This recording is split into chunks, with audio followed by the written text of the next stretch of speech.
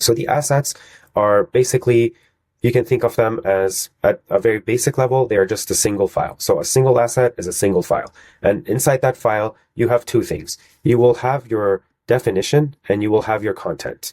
And actually, let me just quickly fix this here. So you have your definition and you have your content. In another way, you can think of it as the configurations and the actual code itself. And these can be anything from SQL, Python, or R assets, and they are essentially what actually is executed and the code that is actually running when you create a new run. So if we go ahead and take a look at this example that we have here, and I'll show you an example. I'll show you three different types of examples. So we have a Python asset. This is an ingestion asset. So it is connecting to an API. It is making some requests and getting the data, and it's returning a data frame, which then Bruin with the materialization strategies, which we won't cover in this video here, but it essentially takes the results, it takes that data frame and creates a table inside the database.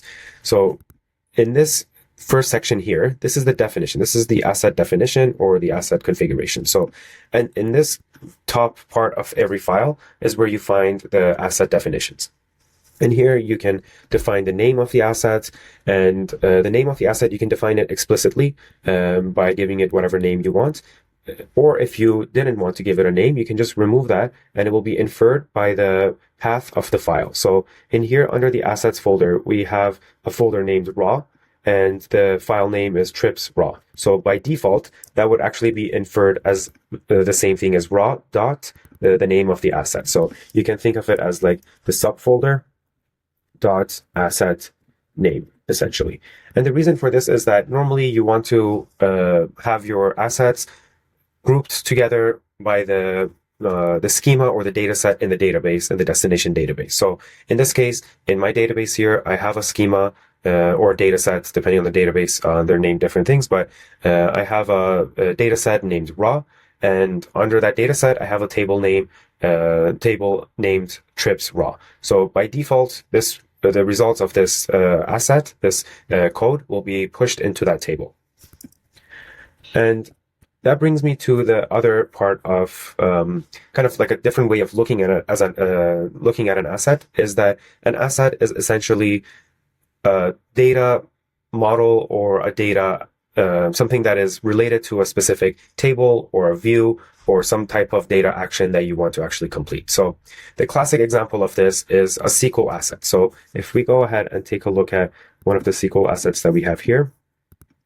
So essentially this SQL asset, at the very top, again, we have our Bruin decorators. Inside of this, we have the definition of the asset, the name, the type, the connection that we want to use, some metadata such as description and columns, and you can have your quality checks as well. And for SQL, we have our materialization here where we say it's a table, and we have some additional parameters here as well. But essentially what this asset will do is that it will run the query, and the results of the query will be saved inside this table that we defined here. So in this staging trips summary table is where the result of this query will be inserted into. And whether it's inserted into or completely recreate the table and stuff really depends on the materialization strategy. But we won't go into different types of materialization strategy in this video. So again, just to recap, you can think of an asset as a single file that does a single task. And that task is almost always related to a specific table or view inside the database that you have. And you define, like, for example, in here, where I'm reading this table from, where this query is reading from. And in my case here, I'm reading from this table here. And also I am then joining it with two other tables.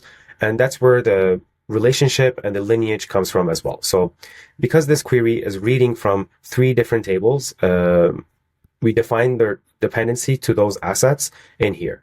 And that basically creates our dependency within the pipeline, so that when you create a pipeline run and say run, for example, trips raw with everything downstream, it will run trips raw. And then once that's completed, it will trigger this SQL asset to run. And that's how the dependencies and lineages within a pipeline are managed during execution time. And you can always take a look at the lineage through the VS Code extension. And this is basically, we have three different assets that are upstream in this case. And once they are completed, this asset is triggered. All right, so going back to our overall project, within the assets folder, which under each pipeline, you will have an assets folder, similar to the other ones as well. They have an assets folder. Under that assets folder, you will have your asset files. Each asset file is going to be directly creating or updating a single table or view inside the destination database. And these assets can be SQL, they can be YAML, they can be Python or R. One more example I will show you of a YAML asset is, in this case, it's a seed asset, which means that basically it takes a local file and creates a table in our destination using that local file. In this case, there is no code or there is no query.